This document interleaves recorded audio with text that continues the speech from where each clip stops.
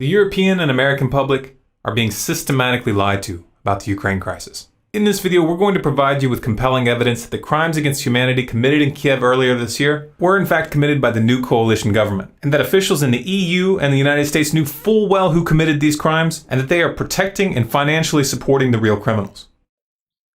On February 20th of 2013, the world was shocked by video footage of snipers firing on protesters in Kiev, Ukraine. 21 people were murdered, and it was widely assumed that President Viktor Yanukovych and his supporters were behind the attacks.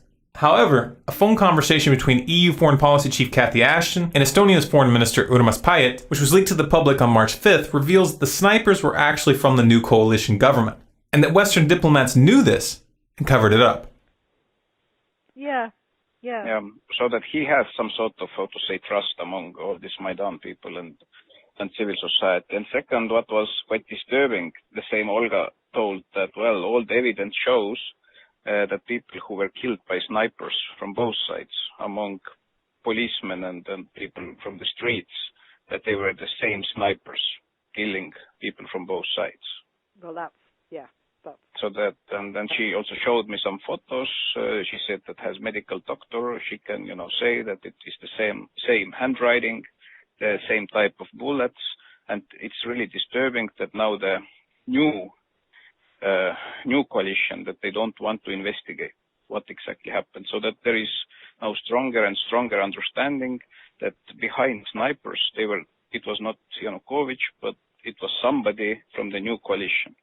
For some reason, the US media didn't think that little detail was worth covering. But wait, I thought the opposition protesters were just peaceful activists who wanted a chance to join the European Union. Well, yeah, that's the official narrative that the US media outlets are peddling. But the real story is far more ominous. It turns out that the most powerful and influential contingent in the opposition is a coalition of literal fascists and neo-Nazis. And they aren't peaceful. In fact, they're extremely brutal.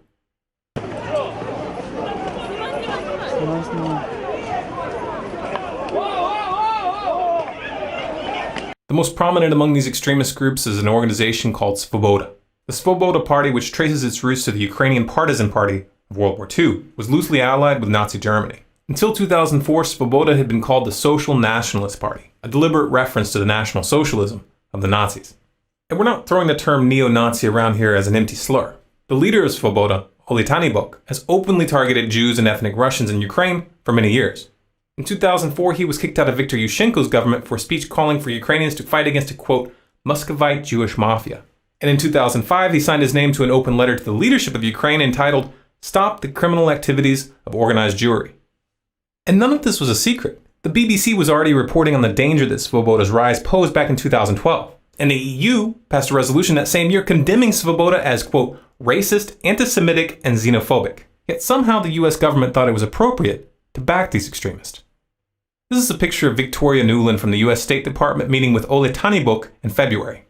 And this is a picture of Senator John McCain sharing a stage with Tyahnybok in December. But why would the US government work with neo-Nazis? Because they thought that they could control the situation. They thought that they could install their puppets behind the scenes and manipulate the situation in their favor. That same Victoria Nuland who met with Svoboda in February was caught on another leaked call discussing who they would put in power. What do you think? I think we're in play. The Klitschko piece is obviously the complicated electron here, especially the announcement of him as deputy prime minister. And you've seen some of my notes on the troubles in the marriage right now, so we're trying to get a read really fast on where he is on this stuff. But I think your argument to him, which you'll need to make, I think that's the next phone call we want to set up, is exactly the one you made to Yacht. And I'm glad you sort of put him on the spot on where he fits in this scenario. And I'm very glad he said what he said in response. Good. So I don't think Klitsch should go into the government. I don't think it's necessary. I don't think it's a good idea. Yeah, I mean, I guess you think, in terms of him not going into the government, just let him sort of stay out and do his political homework and stuff. I'm just thinking, in terms of sort of the process moving ahead, we want to keep the moderate Democrats together. The problem is going to be Tyahnybok and his guys. And, I'm sure that's part of what Yanukovych is calculating on all of this. I think Yats is the guy who's got the economic experience, the governing experience. He's the guy, what he needs is Cleach and Tony Book on the outside. He needs to be talking to them 4 times a week, I just think Cleach going in, he's going to be at that level working for Yatsenyuk. It's just not going to work. Yeah, no, I think that's right. Okay. The mainstream media tried to draw your attention away from the important part of that conversation by focusing on the fact that she used a cuss word when referring to the EU. Did I write you that this morning? Yeah, I saw that. He's now gotten both Seri and Ban Ki-moon to agree that Seri could come in Monday or Tuesday. Okay. So that would be great, I think, to help glue this thing and have the UN help glue it. And, fuck the EU. The US government thought that they could control this beast, but they were wrong. Svoboda and the right sector are not toys to be played with. These groups are armed, they're forceful, and they view this crisis as an opportunity to reshape Ukraine in their own image. This video shows a prominent leader from the right sector, Alexander Muzychko, brandishing an AK-47 in parliament, letting them know who's in charge. This is the same Alexander Muzychko who's made public statements in the past vowing to, quote, fight against Jews, communists, and Russian scum for as long as he lives. As long as I live, I will fight against Jews, communists, and Russian scum. Apparently, the US government has been a little slow to catch on to the fact that their hand has been exposed.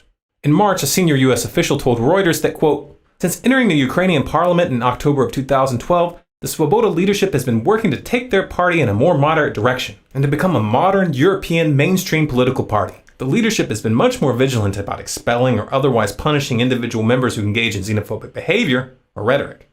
Oh, so it's okay to use known neo-Nazi groups to topple a government as long as their leaders keep their people from saying anything stupid in front of cameras for a few months. The reality of the matter is that, as ridiculous as this position makes Washington look, they're trapped. They can't deny that Svoboda and right sector are running the coalition government when Svoboda holds 5 senior posts, including the deputy prime minister position. And the right sector's Dmitry Yarosh is now the country's deputy secretary of national security. But what about that dramatic video, I Am Ukrainian, that went viral as the crisis was unfolding? It was so compelling, so heart-wrenching. Yeah, but who made it? A whisper to a roar. Who are these people? Oh look, a link in the description. Let's click it. They have a website. And a behind-the-scenes section. Oh, it lists the filmmakers. Who's this here? Larry Diamond, inspiration and executive producer. He's also a member of the Council on Foreign Relations and the National Endowment for Democracy. And he's an advisor for the U.S. State Department. You know the funny thing about the National Endowment for Democracy? Is that even though they call themselves an NGO, they get virtually all of their money from the U.S. federal government. You can easily verify this by downloading their annual financial disclosures. I'm sure it's just a coincidence that the NED has been pouring massive amounts of money into Ukraine to, quote, strengthen democracy and civil society. That sounds nice, doesn't it? Democracy, civil society. Of course, by now you've realized that when they talk about spreading democracy, what they really mean is regime change. And they are willing to work with the most despicable elements when it's expedient. This is exactly the same game as they played in Syria. The US government funded known extremists, literal terrorist organizations who have been documented massacring whole towns. And even after those extremists used sarin gas on thousands of civilians and got caught by the UN, Washington still covered for them. Even to this day, they are still funding those murderers. They are still training them, and they are still sending them weapons. There's a word for that. State-backed terrorism.